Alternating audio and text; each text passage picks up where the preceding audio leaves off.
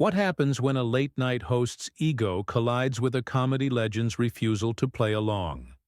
You won't believe what unfolds when David Spade sits down for what should have been a routine promotional interview, only to find himself trapped in Jimmy Kimmel's web of passive-aggressive questions and thinly veiled insults. The cameras were rolling, the audience was packed, and nobody expected the explosive confrontation that would leave one of television's most respected comedians walking off set in disgust.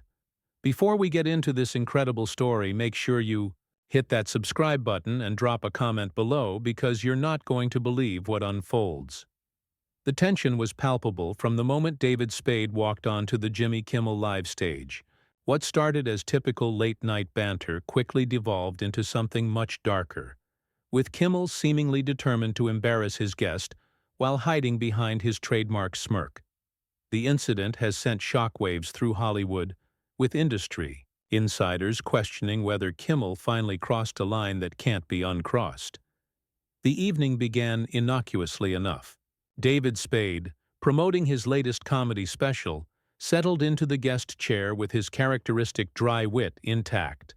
The studio audience buzzed with anticipation, expecting the usual comedic back and forth between two seasoned entertainers.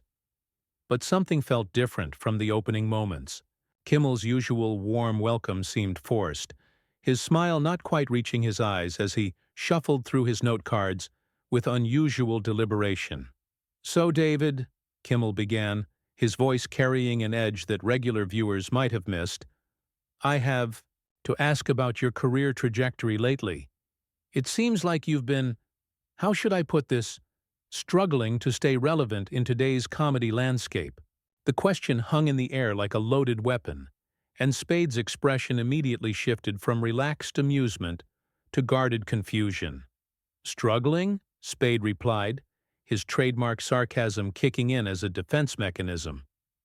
"That's interesting.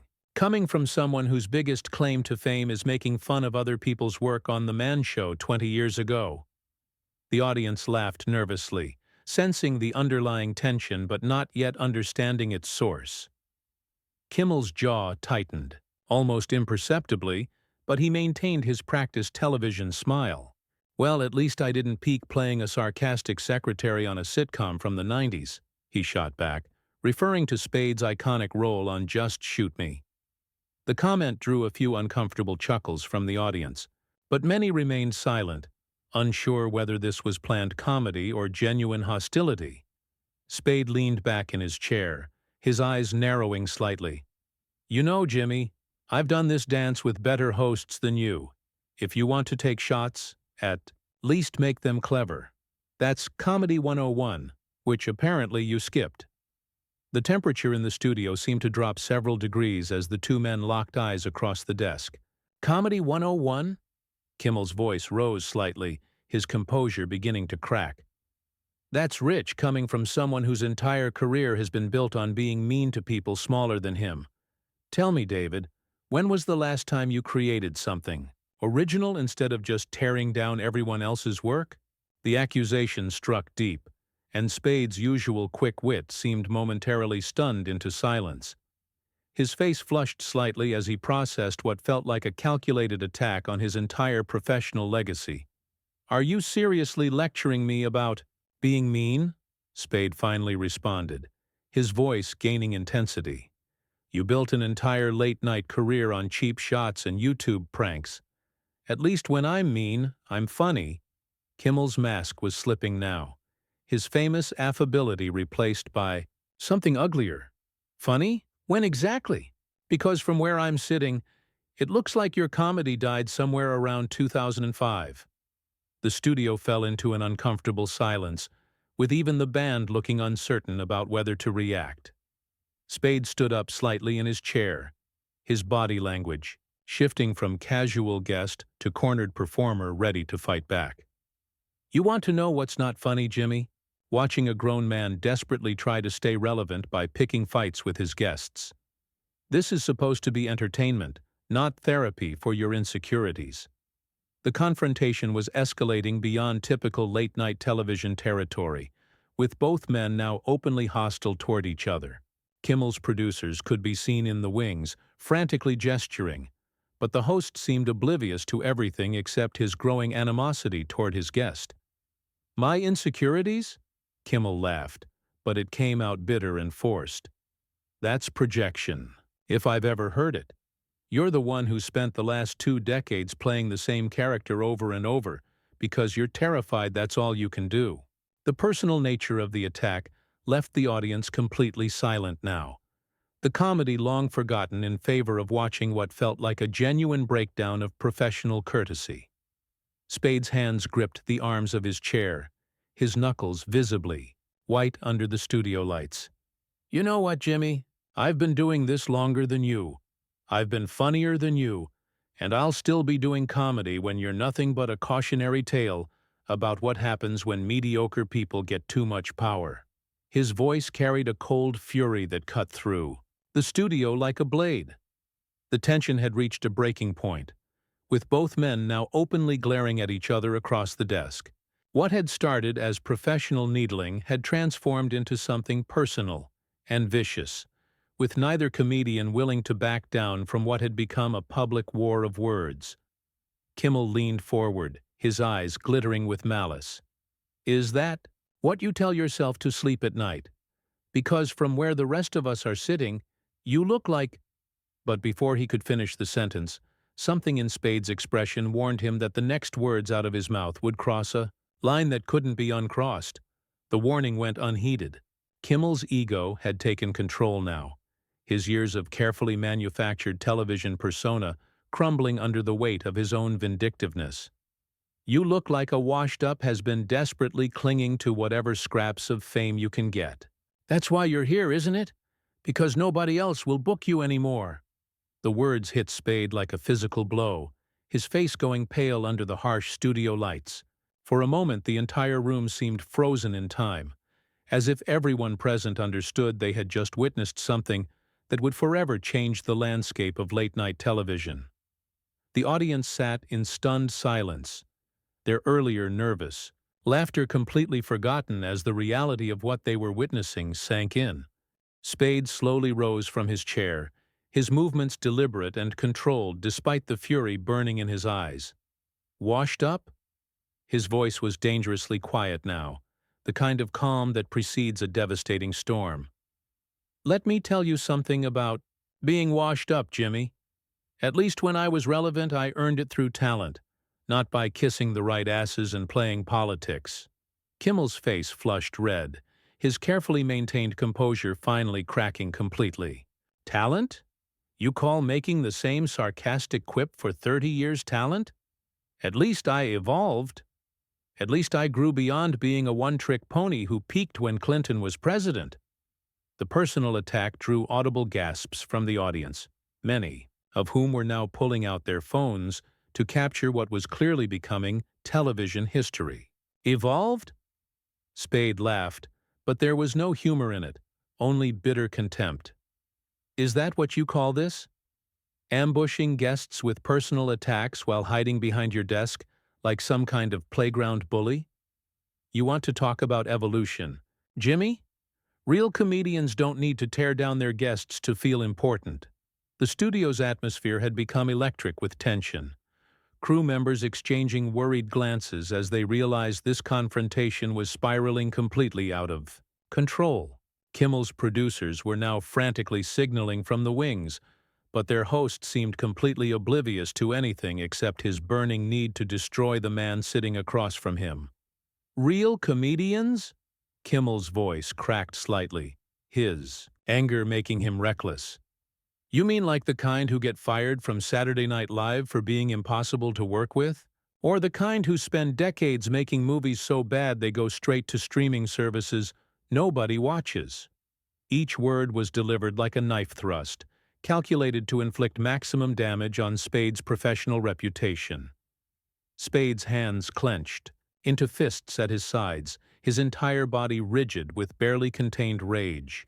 "You really want to do this, Jimmy? You want to air dirty laundry on live television? Because I've got plenty to say about hosts who think their job is to humiliate the people who agree to come on their shows." His voice carried a warning that even Kimmel's ego-driven fury couldn't completely ignore. But Kimmel was too far gone now. His years of resentment toward comedians he perceived as more talented, pouring out in a torrent of venom. Humiliate? I'm just stating facts. The fact is, David, you're here because you need this show more than this show needs you. Your last special barely registered on the cultural radar. Your podcast gets fewer downloads than most high school productions. And the only reason anyone remembers your name is because of work you did when most of our audience was in diapers. The attack was so vicious, so personal, that even the hardened television crew looked uncomfortable.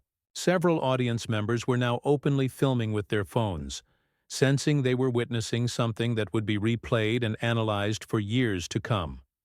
The energy in the room had shifted from entertainment to something darker, more primal. Spade's composure finally shattered completely. "You sanctimonious piece of garbage," he snarled, his voice carrying across the studio with startling intensity. "You think because you have a desk and a house band that makes you better than the people who paved the way for everything you have?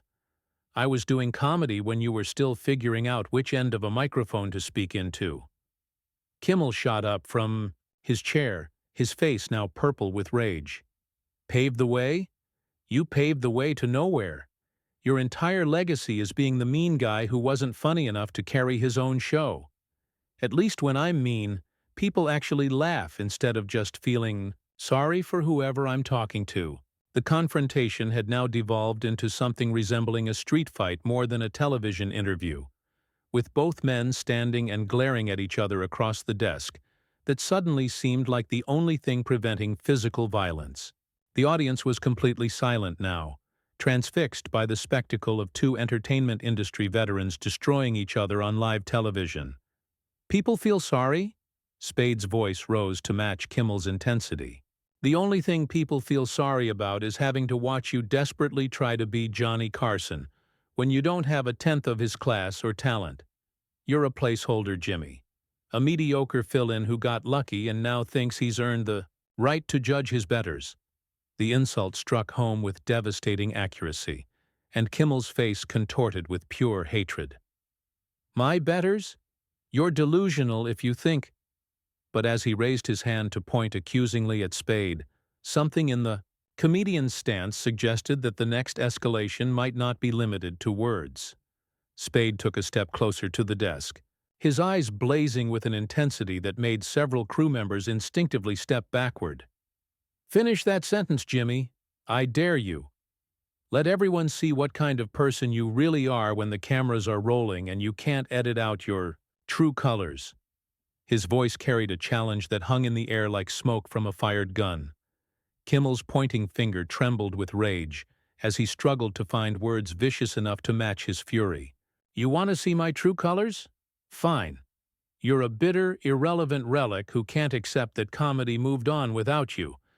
You're standing there acting tough, but we both know you're nothing but a mean-spirited has-been who built his entire career on punching down at people who couldn't fight back."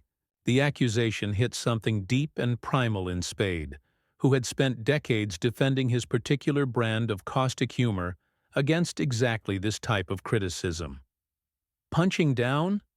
His voice dropped to a whisper that somehow carried more menace than shouting. "You want to talk about punching down? What do you call what you're doing right now? You invited me here as your guest, and now you're trying to destroy me on live television for your own sick entertainment." Kimmel's laugh was ugly and bitter. "Destroy you?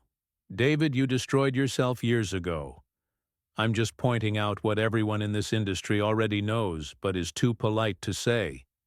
You're a cautionary tale about what happens when you mistake cruelty for comedy and attitude for talent." The studio had become a pressure cooker of tension, with the audience now completely silent except for the soft clicking of phone cameras capturing every moment of the meltdown. Even the house band had stopped their usual between-segment musical stings, sensing that any sound might shatter the fragile equilibrium that was keeping this confrontation from exploding into something even more dangerous. Spade's face had gone From flushed with anger to pale with a cold, calculating fury that was somehow more frightening than his earlier outbursts. You know what your problem is, Jimmy? You're so desperate to be liked, so terrified of being seen as the mediocre talent you actually are, that you have to tear down real comedians to make yourself feel better. But here's the thing about trying to make yourself look taller by cutting other people down. It never actually works. The psychological attack struck Kimmel like a physical blow, his entire body recoiling as if he'd been slapped. For a moment, his carefully constructed television persona cracked completely, revealing something raw and wounded underneath. Mediocre? I've won Emmys. I've hosted award shows. I have a star on the Hollywood Walk of Fame. What do you have besides a reputation for being difficult and a career that peaked before social media existed? I have something you'll never have, Spade replied, his voice steady and cold as ice. I have the respect of my peers. Real comedians know the difference between someone who earned their place and someone who was handed it. You can have all the Emmys and stars you want, Jimmy, but you and I both know you'll never be anything more than a pale imitation of the people who came before you. Kimmel's face went through a series of expressions: rage, hurt, humiliation, and finally something that looked almost like recognition. For just a moment it seemed like he might back down, might find a way to salvage what was left of his professional dignity. But his ego wouldn't let him retreat, not with cameras rolling and his reputation on the line. At least I adapted, he said, his voice hoarse with emotion. At least I didn't spend my entire career being the same sarcastic prick who thinks being mean makes him interesting. You're a fossil, David. A remnant of a type of comedy that people have moved beyond. Spade nodded slowly, as if Kimmel had just confirmed something he'd suspected all along. There it is, he said quietly. The real Jimmy Kimmel. Not the fake nice guy who pretends to care about his guests, but the bitter, insecure bully who can't stand sharing the spotlight with anyone who might outshine him. He took a step back from the desk, his posture straightening with newfound resolve. You know what? You're right about one thing. Comedy has moved beyond something. It's moved beyond hosts who think their job is to humiliate the people brave enough to sit in that chair. It's moved beyond small, petty men who use their platform to settle personal scores. Spade began reaching for the wireless microphone clipped to his shirt. Kimmel's eyes widened as he realized what was happening. David, wait! We can— No! Spade cut him off, his voice carrying absolute finality. We can't. Because this isn't about comedy anymore, is it, Jimmy? This is about you needing to feel big by making your guests feel small. Well, congratulations. You got your moment. He unclipped the microphone and set it deliberately on the chair he'd been occupying just minutes earlier. The studio fell into complete silence as Spade turned toward the exit, his movements measured and dignified despite the chaos he was leaving behind. Kimmel stood frozen behind his desk, finally understanding that he had pushed too far, said too much, revealed too much of his true nature to an audience that would never forget what they had witnessed. This is what happens, Spade said, turning back one final time to address not just Kimmel, but the cameras and the audience beyond. When someone mistakes having a platform for having talent, and confuses being given power with earning respect. Good luck explaining this to your producers, Jimmy. I hope it was worth it. With that, David Spade walked off the Jimmy Kimmel Live stage with his head held high, leaving behind a host whose carefully constructed image lay in ruins and an audience that had just witnessed the kind of authentic moment that would be talked about for years to come. The cameras continued rolling as Kimmel stood alone behind his desk, the weight of his actions finally settling in as the reality of what he had just done to his career began to dawn on him.